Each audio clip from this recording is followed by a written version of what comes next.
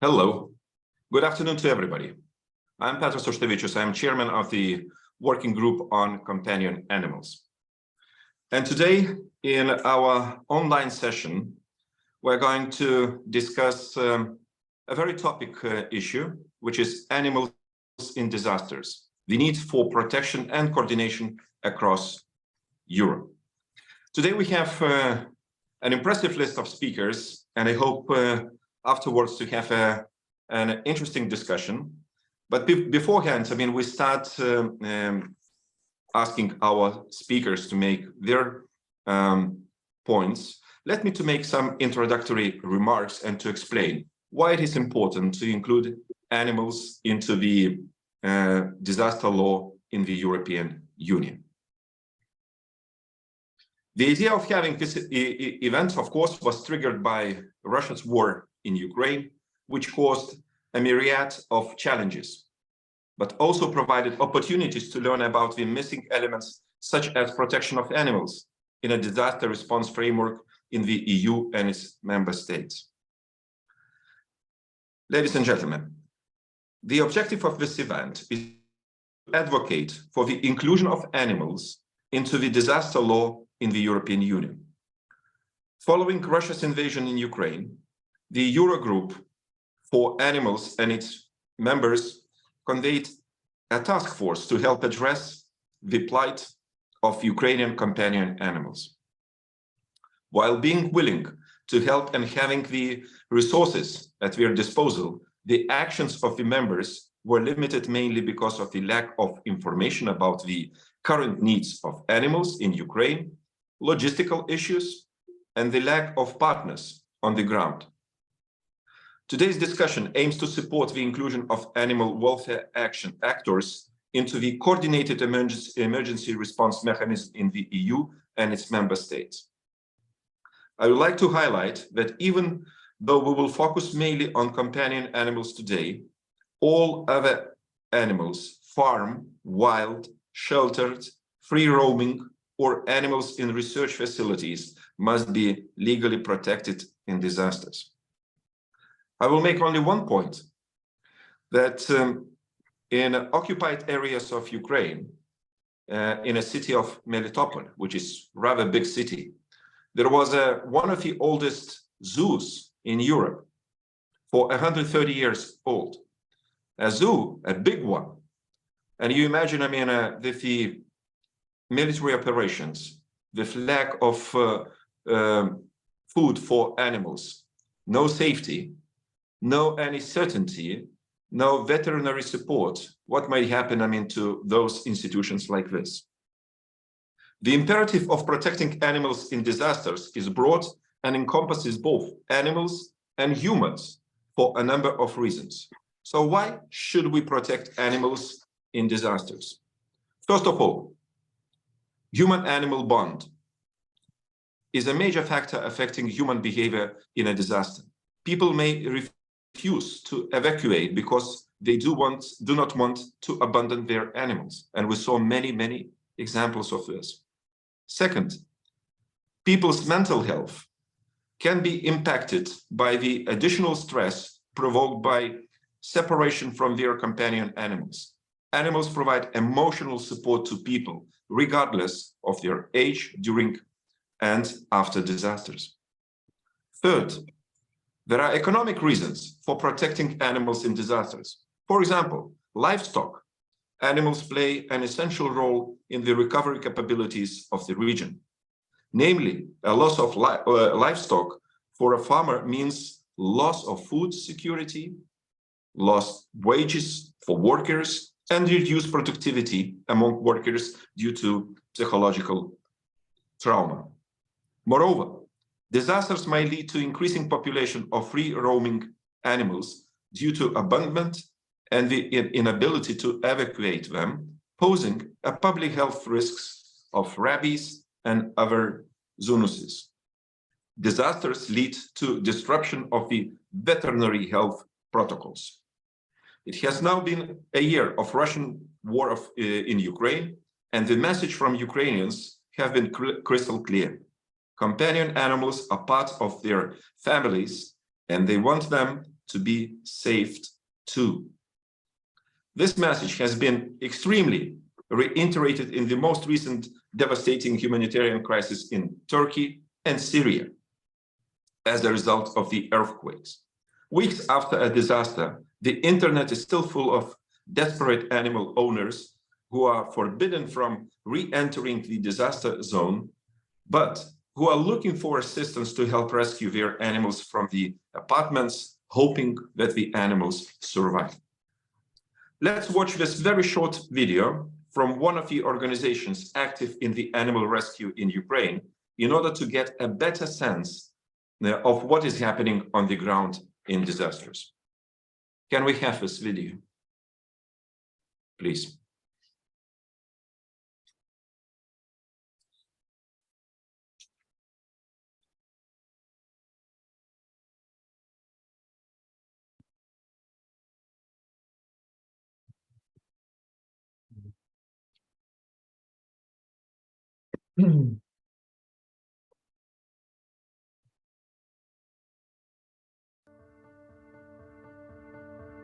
Hey, we are Zoo Patrol, an ungovernmental organization that rescues, evacuates, and finds home for pets. In the middle of the war, we got together to rescue animals locked in empty apartments. We would dismantle walls, kick the doors down, get on the balconies and roofs, and do everything possible and even a little impossible to save the lives of pets.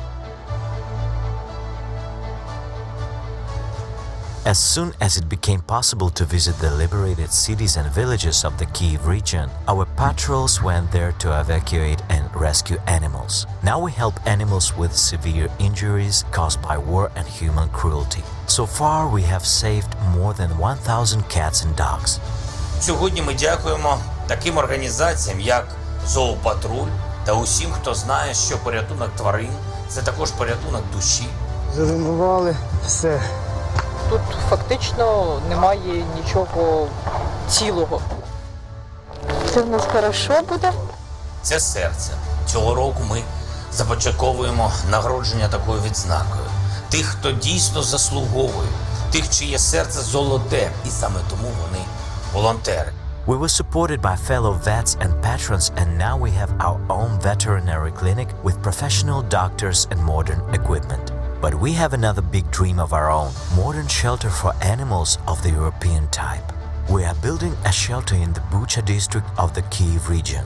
We got acquainted with the experience of such institutions in Germany and Czech Republic and took the best solutions and ideas from there to make it comfortable and modern in Ukraine. We already have comfortable enclosures, a cat house and a small veterinary office. Completion of enclosures, premises for cats and rehabilitation center for pets with disabilities is planned. We still have a lot of work to do with significant financial costs. That's why we really need your support. Join the Zoo Patrol team. Let's protect the lives of animals together. Thank you. It was such a clear message. I mean, from one of many organizations which are on the ground and doing a great job. Thank you to all of them and to all volunteers who do their utmost in order to save animals in different zones and under the severe security impact as well. To elaborate on such an important topic, I'm very happy to welcome three speakers who will shed some light on the existing opportunities for animals with the current EU human protection framework. Before I give the floor to our presenters, one technical remark. Please leave your questions in the chat during the presentations. It's down, on our screen, without waiting for speakers to finish. We will allow us to optimize the time and answers as many questions is still possible. So, can we have first presentation? And it is my pleasure to introduce Mr. Alexandro Carota, who is a policy officer at the European Commission at Directorate General for European Civil Protection and Humanitarian Aid Operations, who will present the Union Civil Protection Mechanism, Animals and Disasters. Dear Alexandro, the floor is yours for 10 minutes. Thank you, Petras, and Good afternoon, everyone. As Petros has mentioned, I'm working for the Director General for Humanitarian Aid and Civil Protection, more specifically in the policy unit. And I'm coping mostly with the Union Civil Protection Mechanism. What I'm going to present you today, I need to give you a crash course in very few minutes about what the Union Civil Protection Mechanism is all about. Very briefly, our legal basis and the main way of working, and inject a little bit about the ideas that we have been discussing after this, let's say, call to look into what the Union Civil Protection Mechanism does and can do for animals. First of all, what is the Union Civil Protection Mechanism? It's a mechanism established in 2001 with the aim to strengthen cooperation, and I insist on the word cooperation. It covers the EU plus 7 participating state, and the 3 main areas are prevention, preparedness, and response. So when it's about prevention, we talk about support to the participating states in reducing risk and harm to people, environment, and property resulting from emergency. The preparedness actions are more about constituting training, exercise, pool of experts that are exchanged, and all in all, the capacities, the assets that are deployed during disasters, we call them modules. And then the response part, which pulses, let's say, in the heart of Brussels with the Emergency Response Coordination Center. And it's constituted by different assets that can be deployed during disasters. If we look at the legal basis, and this is a good point to start from, the primary legislation is Article 196 of the Treaty of Function of the European Union, where we encourage, the Union shall encourage cooperation between member states in prevention and protecting against natural or man-made disasters. So we support and complement member states' action. We don't replace them. So there is not a European civil protection as such, but we support the work of member state. And if you look at the Article 196, there is an exclusion of any harmonization of the laws and regulation of the member states. So we have a supporting competence, first of all. Then if you look into the basic acts, it's 2 main acts. Actually, the decision number 1313, 2013, and I would just not go deeper than that because this is the basis I want to discuss of. And Article 112 reads as follows: the protection to be ensured by the Union mechanism shall cover primarily people, but also the environment and property, including cultural heritage, against all kinds of disaster. So there is no reference whatsoever to animals as such. The only reference we have is to environment, together with humans and property. Now, if you look about the elements, first of all, just to explain it very briefly how we work, we have, as I said, this European Response Coordination Center. Here it's here in Brussels, in Rue de la Loi 86. This is a snapshot of our daily work. And how does it work in practice? There is a disaster. A request is made by an affected state or country to the ERCC. The ERCC contacts the other member state of the mechanism, participating states. There are offers that are collected and accepted, and then they are deployed in this scenario. Obviously, there is a big coordination work happening in Brussels, but in a nutshell, this is what happens. If you look at the architecture of the mechanism in itself, so first of all, as we said, there is a member state competence. So if a member state can cope with its own disasters and the animals involved in the disaster by its own, it does it. If it cannot, it contacts our office in Brussels.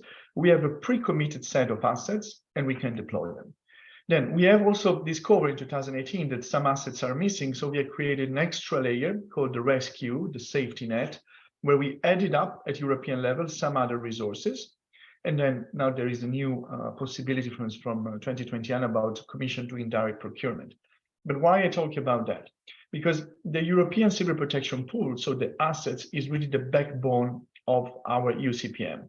It's what we use to manage disasters. And if we look into what's at the moment in the UCPM, in the pool, I invite you to look at this right column, which is made by categories of disaster. So in the blue, we have a set of modules that look into how to respond to floodings, for instance. And we have flood rescue with boats, pumps, purifiers of water, and so on. In the second part, we have the typical earthquake search and rescue set of assets. So we are more into looking into people into rubble, or how to secure some buildings that have been affected. The red part here, it's about all the part of epidemiology, so mobile lab or medical evacuation, so the health part. The green part is more about environment, together with the blue that covers the sea. So we have to look here about forest fire fighting mostly, so it's basically the fire brigade. And then the gray part is more about CBRN, so everything that has to do with chemical, bacteriological, radiological. Per se, we do not have like a veterinarian module or something that is dedicated to animals. It's mostly disaster oriented. What can be said is that all these modules, like if you take a fire brigade module that is in a forest fire, they have their own procedures and know what to do. They connect to the local authorities, and as such, if they have to cope with wild animals, or same thing, the search and rescue model in an earthquake, they have to cope with animals that are in the rubbles, pets. We have the marine pollution capacity that we share together with EMSA and other association. If they have to protect the coastal area, for instance, maritime oil pollution, and this will have as an effect to protect the fauna that is on the shore, they will be implemented. But as such, we have not protocols or specific objectives that cover animals today. I go a little bit quicker to the consideration, because I think this is the most juicy part that we can have also for the discussion. So as we said, the UCPM legal basis is not explicitly covering animals. The mandate of the UCPM is about supporting the cooperation. So we don't mandate member states to do anything. We just look into the needs, and we try to help the Europe as system to react better to disaster, to be better prepared, and to do the necessary preventive action. I remind you that command of operation is maintained by the affected countries. Take Turkey now. We have sent 27 member state capacity, search and rescue, etc., to help for the earthquake. They are under the command of the local civil protection authorities. So whether they are sent to do a specific operation in a specific area or not is decided by the local commander. And as I said before, this specific, take Turkey again, search and rescue capabilities, they may have specialized personnel that is able, for instance, to cope with animal rescue or not, but it's very much up to the member state preparing and proposing the asset. If we have, following up on what Petra said in the beginning, this is a very brief brainstorm that I made with the colleagues in my Directorate General. If animals is to be considered part of the response, this can be done in distinct ways. They can be, on the one hand, a vital component of a society. So we have heard about animals providing emotional and psychological support. So pets, they are part of the household. We talk about livestock as well. So they are part of an economy. So they really are there to provide food, to give food to people, but also to make an economy, especially a rural one, function. Or if we just take another perspective, they can also be part of the problem. So take an Ebola outbreak, they can be a vector of infection. So when we think about the mechanism that has to cope with that, it will have to cope with that in a distinct way, so to say. And this calls for distinct expertise, capabilities, and assets to be involved. As potential case study that we could look into this discussion or in follow-up, I have put main 4 categories. Pets, as we said, they are considered family components most of the time, and they need to be evacuated and rescued together with their family. I can mention that during the discussion that I have followed myself to establish response capacity of shelter for humans, we have been discussing as well the fact that there should be some area where, for instance, if family move with their own pets, dogs, cats, or other things, or other animals, they should be considered into the possibility of evacuating. So a kind of initial mainstreaming of how we consider animals is already existing. And for instance, in this case, Same for flood and rescue. I mean, boats, as you can see, for instance, in the picture that I put over there, our flood and rescue boats can be used to rescue specific animals, for instance, that have been isolated in some area during the flooding. We cannot think of a massive evacuation of the livestock of a farm, for instance, but it can be part of it. When we talk about livestock, as I was saying, they can be part of a vital economy, agriculture-based economy, but think also developing countries where maybe our humanitarian arm is more active rather than civil protection, which is government. Most of the time, animals are an important part for the livelihood of families. Wild animals, forest fires. I mean, the picture on the top right, for instance, when there are forest fires, animals are normally involved into that. They are most of the time harmed by fire. It would be mostly up to the country controlling and commanding the response to decide what to do. Obviously, the fire brigade, if it's involved with the possibility of rescue animal, will do it. But there is not a specific planning imposed, so to say, by Brussels to do it.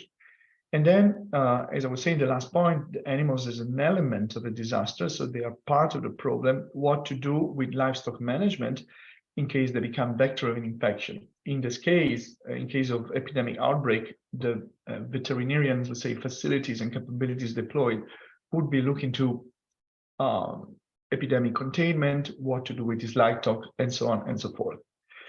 With these initial comments, I hope that I have stayed into the 10 minutes. I give back the floor. Thank you very much. Yes, indeed, Alexandra, you stayed within the time frame which we asked for. Thank you very much for your presentation and good ideas for our further discussion. Colleagues, now I am pleased to invite our second speaker, who is Dr. Jackson Ze, the Director Global Affairs and Disaster Resilience Programs, who will present Enhancing EU Preparedness for Animals in Disasters. Dr. Ze has over 20 years of experience in the fields of emergency management, technical rescue, and humanitarian aid. As a disaster practitioner with both civil society and government agencies. He's a veterinarian and conservation biologist who advocates for One Health, One Welfare programs. Dr. Ze is currently the Director of Global Affairs and Disaster Resilience Program for Verproten International for PAUS in Vienna, Austria. And he serves as the organization's main representative to several United Nations international organizations. Dear Jackson, floor is yours, and you have good 10 minutes to tell us a good story about your activities. Thank you. Thank you very much. Thank you for the wonderful presentation, Alessandro, and thank you for everybody for joining, and the Intergroup for Animals. Thank you for allowing us to speak today. Let me just get my presentation up. And I hope everybody can see this presentation. I no longer can see the chat, so just let me know if all is good. Thank you. Thank you. So my short presentation today really is about enhancing the EU preparedness for animals in disasters.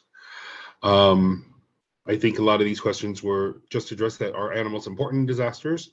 We'll go through an introduction, talk about some recent disasters, the benefits that are gained from including animals in disaster and disaster legislation, some international examples, and some EU actions and some conclusions that I'll share today. So are animals important in disasters? I believe the previous presentation had already said that animals are part of the human community. They're not just owned property. That the value of animal can diminish when they're injured or when they die, particularly from a disaster, and has potential other risks. As a pet, as a means of livelihood, as part of the environment, that is part of the quality of the biodiversity of the environment. Without protections, animals in disasters can negatively, and their owners can negatively impact the response and the recovery efforts of the authorities. So what we know is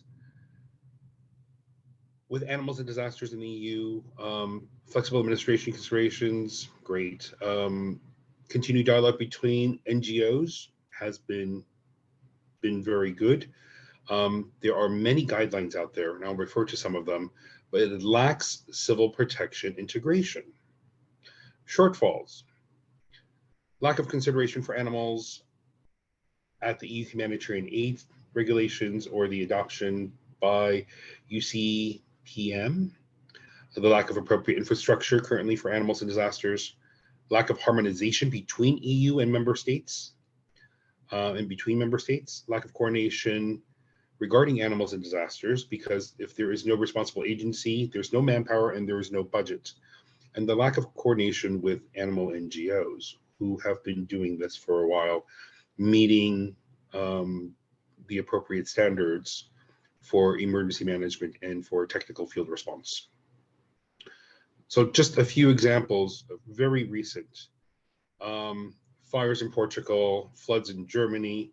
What we know is that disasters are on the increase in frequency, in magnitude, in duration, and it's becoming less predictable. They're happening outside of the characteristic seasons.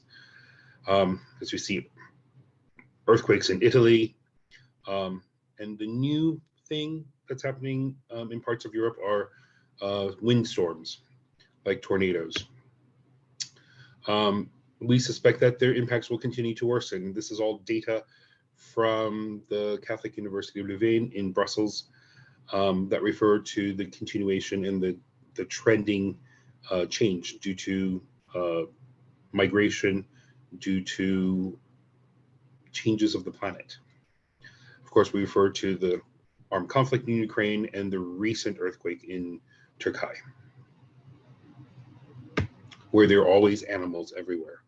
So I'm going to refer now to WOA, the World Organization for Animal Health. They have produced this wonderful document. Basically, it says that including animals in disaster preparedness has positive impacts. Here's a list of them. Everything from civil compliance to the authorities, to water security, environmental protection. We know what the benefits are. Biodiversity, helping national GDP, meeting the UN Sustainable Development Goals. These are all the commitments that we have. The existing models that are out there that help us and continue to expand that definition to realize what is important for people, animals, and the environment is one health and one welfare. DG Sante in 2018 did produce a wonderful report, and they identified that the rescue of companion animals and production animals are not always included in the national civil protection mechanism on the national level. So animals do hold great emotional value for citizens, particularly in rural areas. But the capacity and the coordination isn't there, so that the veterinary services are not aligned currently to civil protection. And they don't have the training at the moment in many countries to be able to respond appropriately. Continuing on, WOA also did provide on the platform for animal welfare for Europe, there was 3 regional workshops on the role of the veterinary service in animal welfare for natural disasters in the Balkan countries. So many countries participated. Due to their non-participation with civil protection. Not that they did not wish to, but they weren't able to. That it wasn't part of the mandate, and it, as important as it is for business continuity and for animal health, for public health, for food security, and many other reasons. So some international examples of where animals are already included in disaster management law.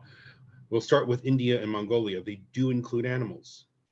So animals are protected, and they have to be in the local plans at the national level, at the subnational level, as how they address what the main livelihood is. In Mongolia and India, mostly it's about livestock. Two other examples, US and Australia. What's an interesting lesson to learn is in 2006, after Hurricane Katrina, the PETS Act was adopted, and it simply allowed that to get funding, pets need to be part of those plans. The recent new adoption of a new act, which is about the planning for animal wellness, it redirects civil protection at a national level to establish working groups that bring all of the different agencies that deal with animals under one house to discuss what is the best way to approach the process, since it's currently completely siloed into multiple fragmented departments or ministries. In Australia, they do have an all animals in their disaster management legislation and plans since 2019. In Europe, Italy is the only country that currently includes animals in their disaster legislation from 2018. And also to cite that the Rome Declaration of 2018 does recognize the importance of the risks that are linked to animals. The update to the UCPM in 2019 did adopt animal welfare and wildlife into their mandate. Other EU countries are considering adoption and have recognized the need to include animals, but they're still in discussion. The EU is also a signatory to the UNDRR, so it's the UN Office of Disaster Risk Reduction, and to the Sendai framework, where animals are not just commodities and their value is more than their commodity. Therefore, in the document, it basically says that investment in risk reduction resilience recommends that strengthen and protect livelihoods and protective offsets of livestock and working animals, and strengthen the collaboration, promotion, and the capacity building for protecting these assets. In addition, the EU assistance and aid, so EU external affairs, aid services, provides funding globally to help promote European ideals as part of its aid activities. EU can influence global animal welfare developments via caveats for funding that include animals and disasters as a potential investment in cost savings for a more resilient future in topics like agriculture, climate, biodiversity, livelihoods, global health, with their partners by helping the people and their animals in the community. So EU actions to address animals and disasters. Each member state needs to consider how they will adopt legislation that can do this, how they integrate into the coordination of the UCPM, but without harmonization, standardization, cross-border assistance is limited and challenged. A framework needs to be created for the integration of services by civil protection, animal-related industries, humanitarian and animal welfare NGOs, academia, and cross-directorates. Since it seems that there are multiple DGs that deal with animals. Support the coordination within and between EU member states is what the UCPM does. Having a list of experts in disaster preparedness and recovery to help address some of those questions, and eliminate the legal obstacles for veterinarians to work in different EU countries during a disaster.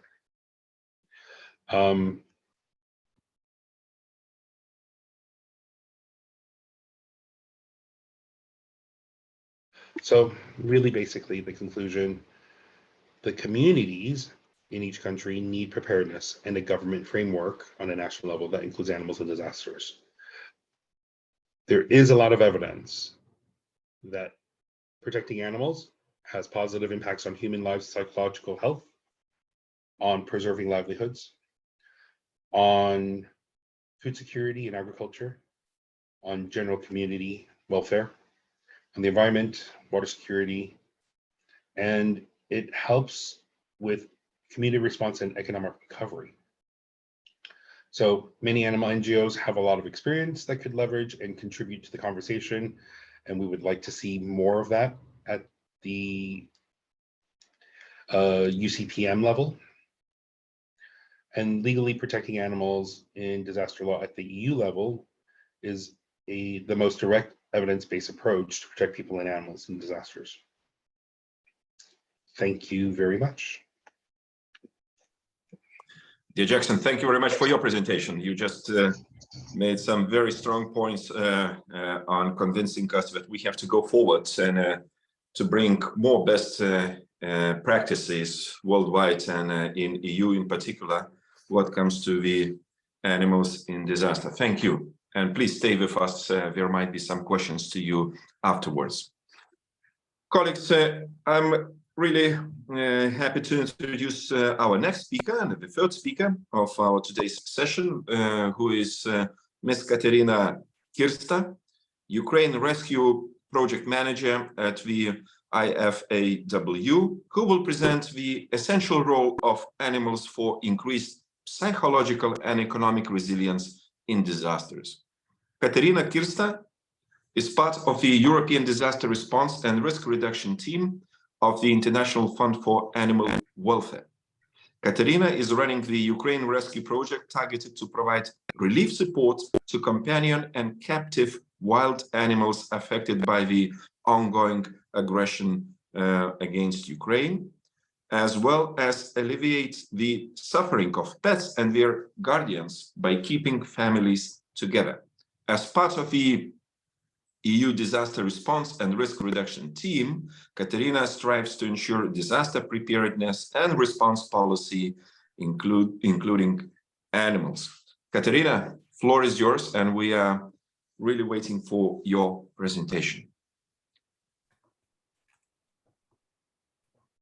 Thank you very much, Petra. Thank you very much. Good afternoon, everyone. Let me share my screen. Let me know if you see it.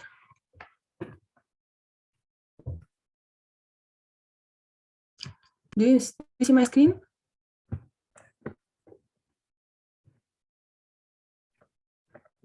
It's all. Yes, we do. Thank you. Thank you for giving me a feedback. Lots have been said today why animals are important. Very good presentations. I highly appreciate all points brought today by Alessandro, by Jackson Z, by Petras in his welcoming speech. Thank you very much for showing video of Zoo Patrol. It was really heart-touching video, and a video that cannot leave anyone, calm and not to think, not to make person think about animals. Unfortunately, there are lots of footages like this in Ukraine. Unfortunately, lots of things, incidents like this are happening all over Ukraine. Too many videos, unfortunately, too many of them still. In having 1 year mark past, we still have those videos. We do see that not all people were able to evacuate. Very important factor for them was whether they can take their animals with them or not. And unfortunately, lots of families decided to stay, decided to put their lives in danger because of not being sure how they can evacuate and find a shelter with their pets. I will not repeat theses presented today by previous speakers, but I really want to emphasize that animals are important, not only like from a psychological point of view, because lots of us do have pets. We know how it is good to have your pet with you, that you really consider them as a member of your family, but also from economic perspectives, animals are important drivers of economic growers. For some value chains, animals are driving factors that stimulate those value chains and stimulate economic growth of communities. But also speaking about food securities, it is impossible to ignore the role of animals. Natural disasters, and not only naturals, as we see recently, do happen nowadays. And like speaking about the impact of natural disasters, we see that animals are considered as economic assets. So when we count number of people that have died during the natural disasters and other disasters. We do not count lives of animals lost, and we do count number of lives that been traumatized because of not being able to continue their life with animals, either to be evacuated with animals or to have a proper response to a disaster and ensure proper conditions to the animals.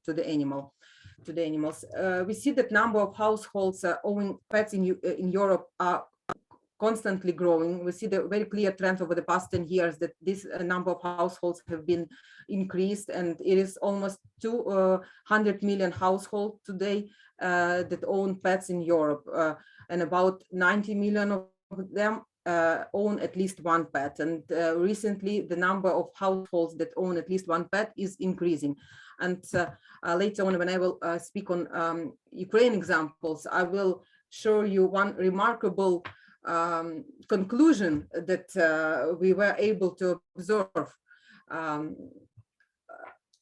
Jackson Z have presented today the impact that Hurricane Katrina had on regulations that US have adopted federal law, including animals in disasters. But not to repeat what have been said already, I want to emphasize the high price that was paid for that. There were lots of people that were not willing to evacuate because they were not sure how their pets, because they were not able to take their pets basically with them. And we see that eventually over 2,000 people died, and on different estimations from 70 to 150,000 of pets also considered as have died because of Hurricane Katrina and not being able to be included in the disaster response plan. It is a very clear observation that animals are important in our lives, and animals need to be saved the same as humans, because saving people without their pets, it basically living to saving people that are like for sure will be in a bigger distress, that they've been considered if they would be able to take their pets with them. Today, lots of families own pets and do not consider them as pets, but do consider those animals as members of their families. And it is not possible to ignore that fact that when we're speaking about evacuating families, we need to consider enabling them to take pets with them. Unfortunately, when it comes to any scientific research on influence of pets on people and families in disaster, there are no many research have been done. Why? Because for obvious reasons, when people are in distress, it's hard to target them, to reach them and let them participate in any type of survey, because people at that moment are more concerned about saving their lives and establishing and arranging their new lives in the new conditions. And methodology needs to be developed, and most of disasters are short in place. They have big impact, but the actual phase is short. So it is really hard to make a research and target people during the disaster. But when it comes to Ukraine, unfortunately, the disaster is too long. And but fortunately, scientists were able to conduct some scientific research in order to prove some data and to have some results that can be used. Speaking about Ukraine, we see that lots of people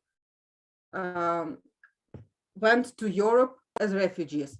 Lots of, this is the picture. So around 8 million of people went to Europe and now are registered here for under temporary protection directive. But also many people, like millions of them, were displaced within Ukraine. So they did not go abroad for many reasons.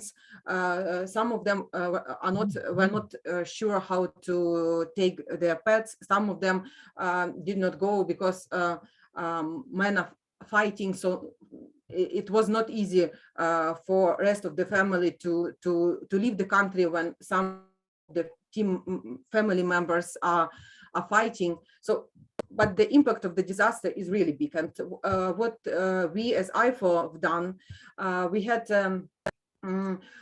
we do provide some emergency response for families owning community animals, to shelters dealing with community animals, but also to centers dealing with wildlife. And we recently, our team was enlarged by a new team member, by a lady that now works as an advocacy officer. But while being in Ukraine, she was part of a working group working on a research to study the effect of the war on families with pets, and how pets, what role did pets play in the emotional well-being of families. So this research was not done, neither funded by our organization, but we do have a team member who was involved in a methodology development and in a working group of working on this research. So the research was done last spring in Kyiv region, interviewing 115 families in Kyiv and the area, Hostomel, Bucha towns that were under occupation during that period, but there was lasting occupation. Lots of people were trying still to evacuate. Lots of people were deciding in between living, staying at home with their pets, or risking and trying to find the new shelter. So lots of questions were for those families to answer. And out of those 115 families, we see that 45 families remained in Kyiv. Those all families had pets. Some of them moved to other regions in Ukraine, and about 60 families went to Europe. And when it comes to feeling of those families, there was a very clear question to name the top priority, feeling among top priorities. What did they feel? And about half of them felt anxiety for their pets. They were not sure how pets will go through this disaster. So people were in stress themselves, in a big stress, but on top of average stress that was felt by every Ukrainian, there was additional concern about their pets, because there was not clear disaster response plans. It was not clear what to do, how to help their animals, how to help themselves together with their animals. And we see that lots of people really felt guilt for all those animals that were abandoned and were killed and died for various reasons during the occupation. All scientists were able to observe some points when it came to well-being of those families that had pets, and half of them were able, adults from those families were able to find new work. So the research covered a period of 3 months, and it was clear that it is a very good trend that half of those people were able to find a new work. It's a very good indicator of how pets positively influence the emotional state and well-being of families. 17% and 18% respectively were continuing working remotely for the work that they had prior the war, or they were engaged in volunteering in lots of in volunteering activities. I would like to tell you briefly about one of the projects that we currently have with Red Cross Society in Ukraine. As you know, Red Cross is primarily focused on families, but it is very clear that lots of families do have pets, and you are not able to help families if you do not help their pets. And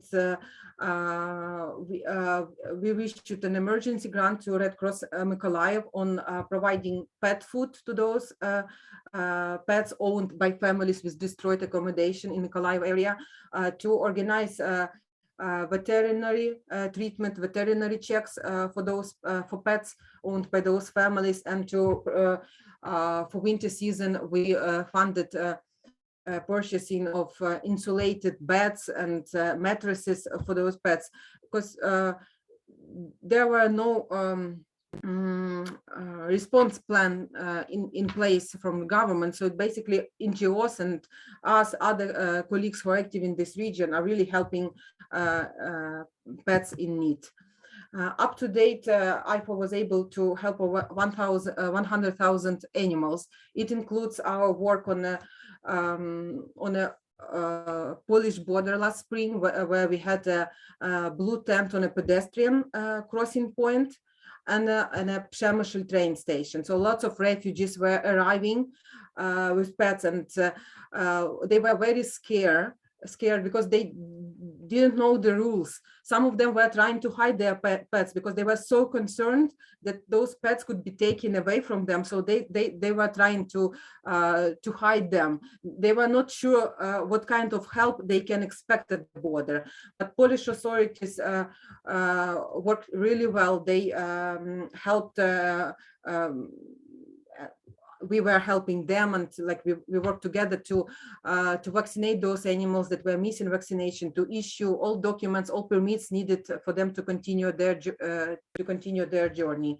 So this is very important, to have a proper to have a proper disaster response plan, and to communicate this to people. So even having it but not communicating to people, it results in having people in a big stress.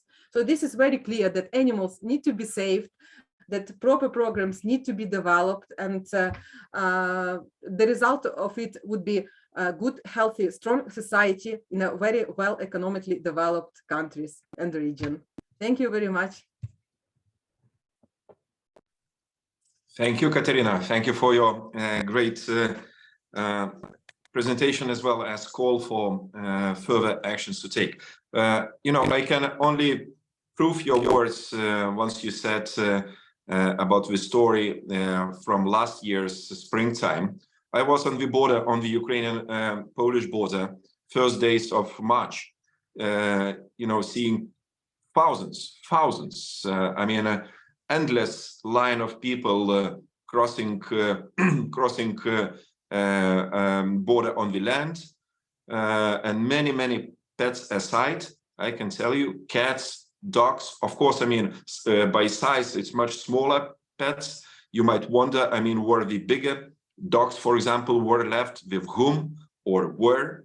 The same, I saw a picture, a situation on the train station.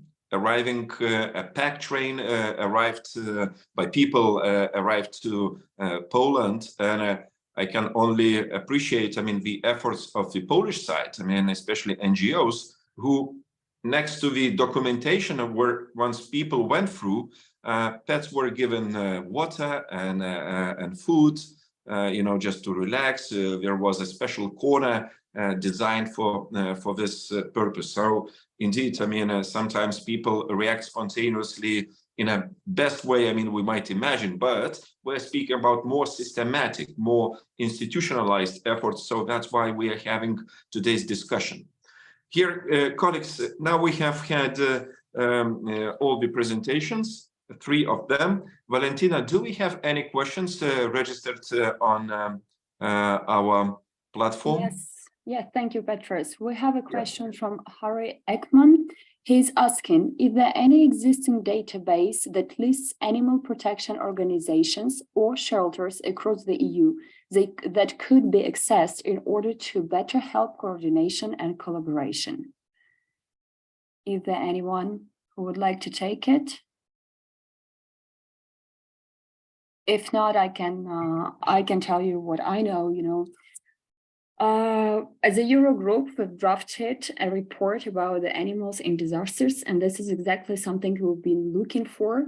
We've been investigating what the member states and the EU, on the other hand, what they could do already today in order to better protect animals in disasters. And creating such a database with the NGOs who have the knowledge and the expertise of intervening in the disasters, or having a database of the location of different animals, not only the pets, but also including the zoos, the livestock animals. And unfortunately, to our knowledge, it doesn't exist today, but in our report, we've had a paragraph on it saying that please do, we do believe that such a database should be created before the disaster strikes. Yes, Jackson, I see you raise your hand. Yeah, to address Harry's question. Harry, you know about the World Animal Net directory, I'm sure. That directory is still in existence. It's just a little out of date. Unfortunately, it is voluntary. Some of the challenges within the EU system is the lack of consistency with the INRs, so identification and registration. So it's very difficult for us to track where animals are in the system. And not everyone, of course, tags their animals. But with that said, on a national level, they have some data, but that data isn't aggregated in a single clear place. So it might have to be by species, since foreign animals are really under ag. And then depending on the country, wild animals might be under environment, or might be and then the stray animals might be under environment in some countries, or could also be under the veterinary authority. So it varies from country to country in Europe.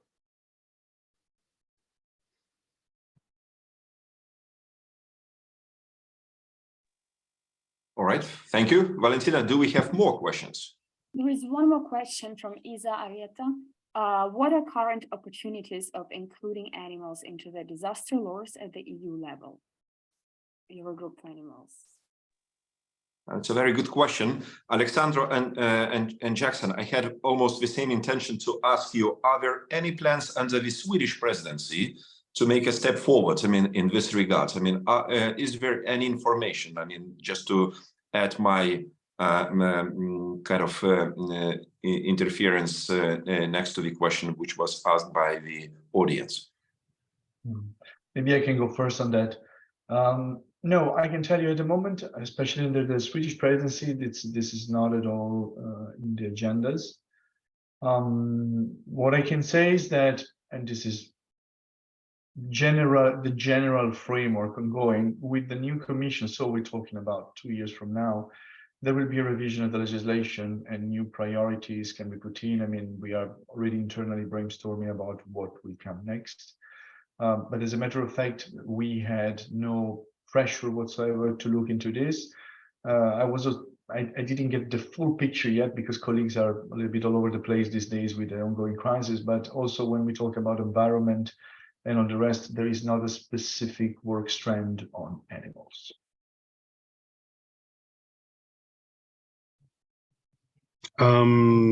I'll follow with that. That was a fantastic answer, Alessandro. So I'm going to concur with him on the current situation. Is there's too much on the plate, but we have to also consider how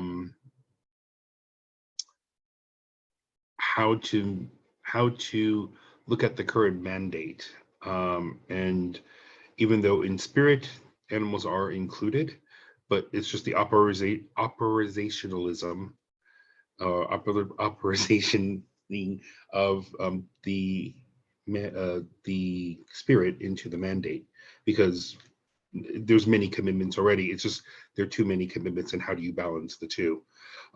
Separately, I just want to make one more small remark is with Italy in the EU having that mandate in their law to include all animals, when they request assistance, there's going to be a challenge at the coordination level when resources are requested, and when those resources are sent to civil protection and they cannot meet the national law. where animals are included, because all the other countries provide a different standard of care. And that becomes an inequality in the delivery of services that we need to consider as well. Thank you. Thank you, Jackson. Valentina, do we have more questions? Yes, there is one more question which just arrived from Constance Munch. Sorry for my pronunciation. Do you think that the academic community needs to produce more research to encourage stakeholders to take measures to respect animals in disasters? What is its role?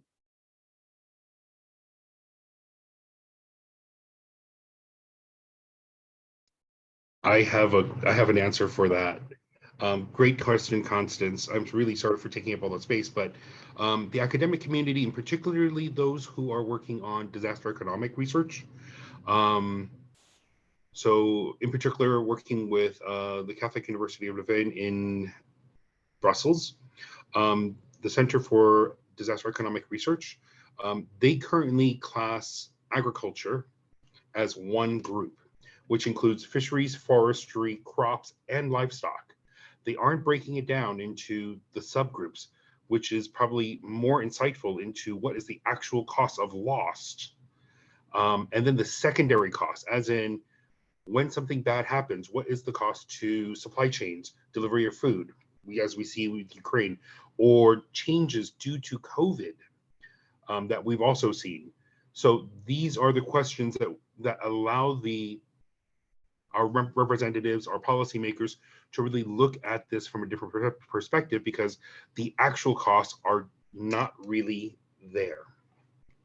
But those are the kinds of research that are needed. Other sociological research are, what is the trauma to the vulnerable populations, elderly, the youth, when they don't have their animals with them?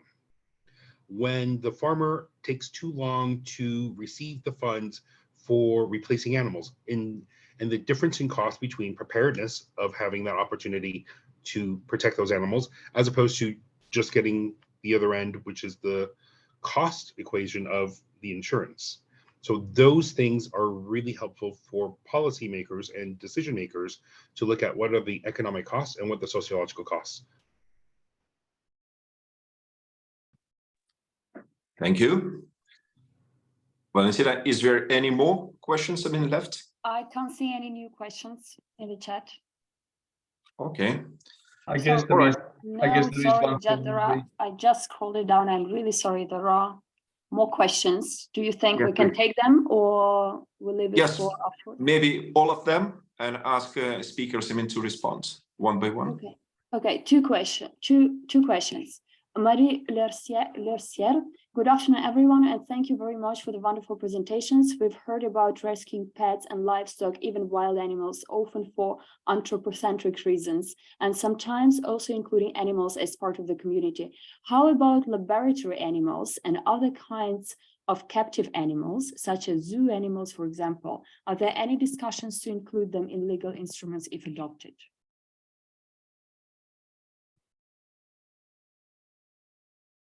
I mean, this is just sort of on my end, also to kind of re-giving the framework of all this.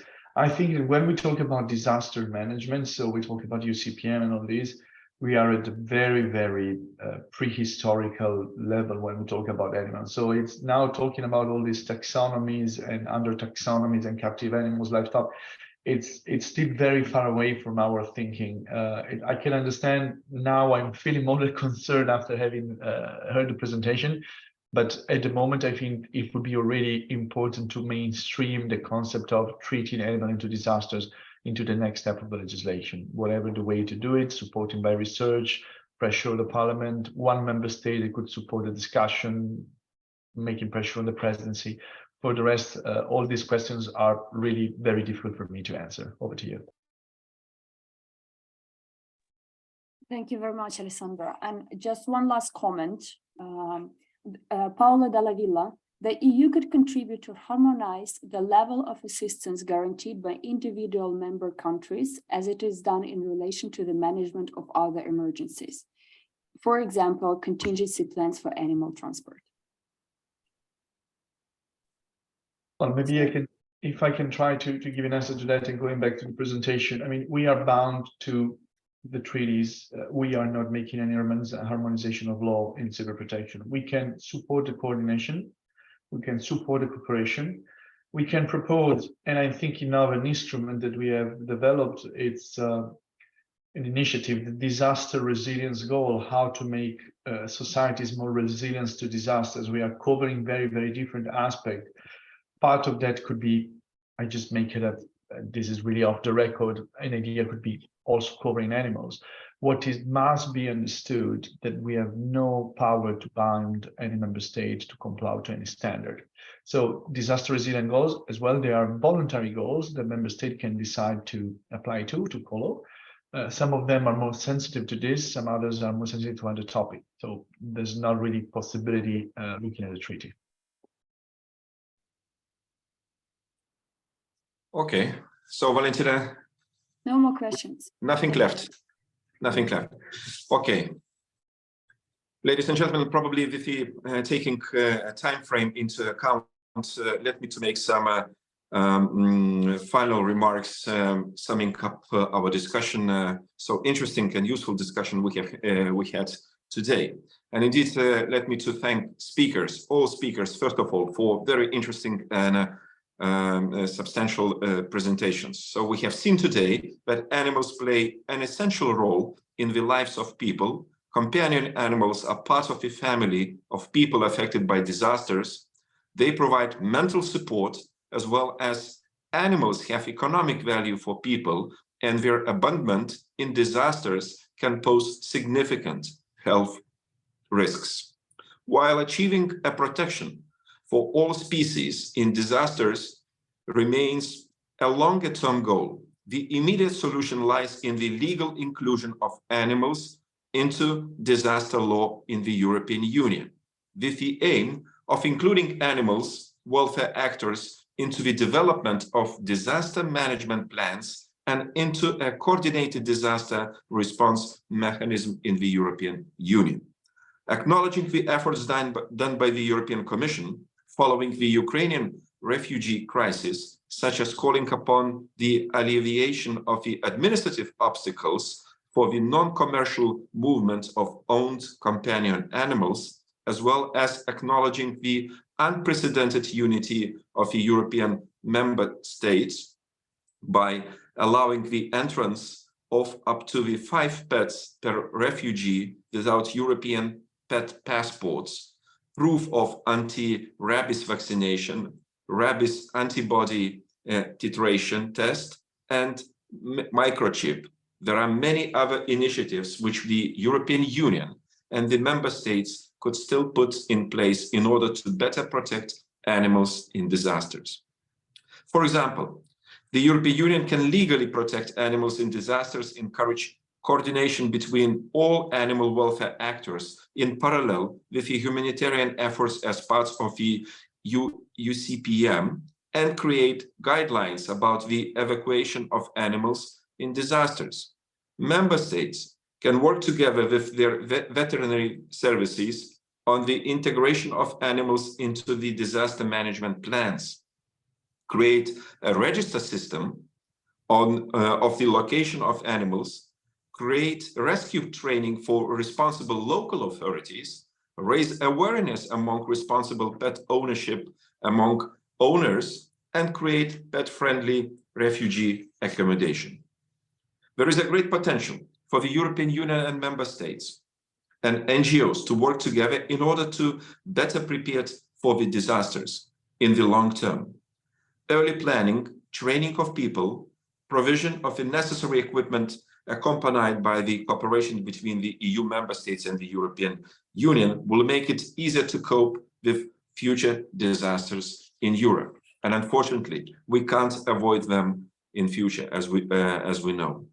We now encourage the EU authorities to support the inclusion of animals in the EU disaster law. Let me to make it clear that we will approach the European Commission on the highest levels with the appropriate letter, summing up our discussion and sending them a very clear message for more coordinated approach and inclusion of animals into the EU disaster law after this seminar. At this point, let me to thank all the speakers for their presentations, as well as our Secretariat for making possible this online discussion to happen. And thank you all the followers and those who took part in our exchange for your attention and your good willingness in this regard. Thank you very much and enjoy your day. Goodbye then. Thank you very much, Thank you very everyone. much. Thank you, Petros. Bye. Goodbye then.